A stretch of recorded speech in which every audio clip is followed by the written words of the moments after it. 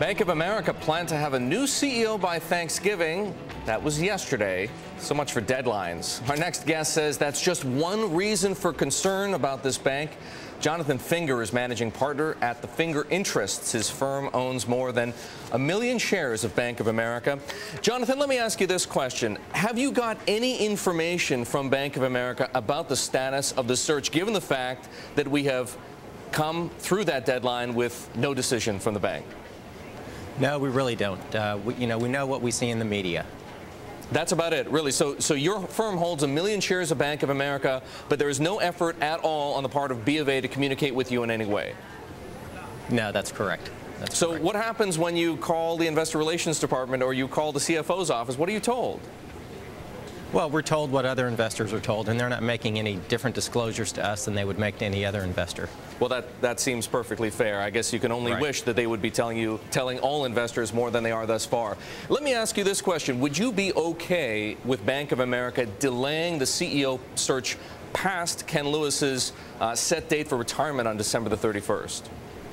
Well, I mean, certainly that would be frustrating for us and frustrating for all investors.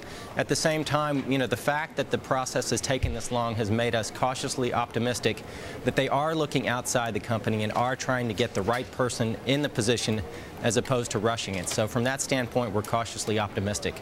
At the same time, the fact that it's taken so long, I think shows there's a lot of dissension on the board and indicates to us that perhaps not all the board members are looking out for the best interest of shareholders. Well, is it really a question? I mean, you mentioned dissent on the board. The impression that we've been getting as of late is that it's just too difficult to find anybody who's willing to take this job. Many of the people whom you identified yourself as potential candidates, Bill Demchak, for example, from PNC, or Michael O'Neill from Citigroup, or Bill Winters recently of JP Morgan, have indicated in one way or another that they don't want to be CEO of Bank of America. So is it more about the candidates or more about the board?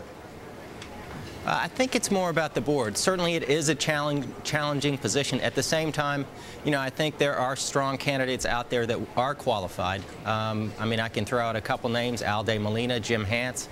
Both of those individuals have 17 years of experience at the company. Both are former CFOs.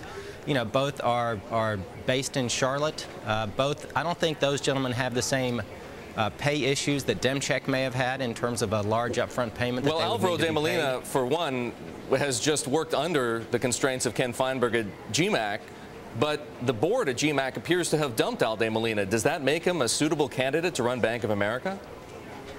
Yeah, I don't think that really affects things. I think Al is very, very qualified. It's not clear to me that GMAC did dump Al. And so I think you'd need to get more information, but I think Al is very qualified. How about Ken Lewis sticking around beyond December 31st? How would you feel about that? To me, that's a negative. I think it's time for the company to move forward. I don't think he's been effective, in his current position. I think he's very tied up with all the government investigations and things like that. So I think that's a negative, and I think the board should go ahead and let him retire and focus very intently on getting a successor. And why not, for example, Charles Gifford?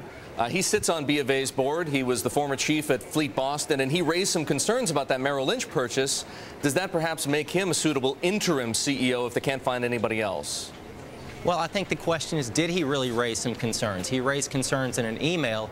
It's not clear that he raised concerns in a board meeting and pushed the other directors to actually exercise some strong corporate governance.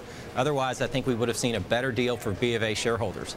So I'd rather they go outside the company. He is one of the directors that was in place that allowed this Merrill deal to go through with no protection for BofA shareholders. All right, Jonathan, we have to end it there, I'm afraid. Jonathan Finger of the Finger Interests, his firm owns more than 1 million shares of Bank of America. He's been raising concerns for months, and he wants to see a new CEO soon.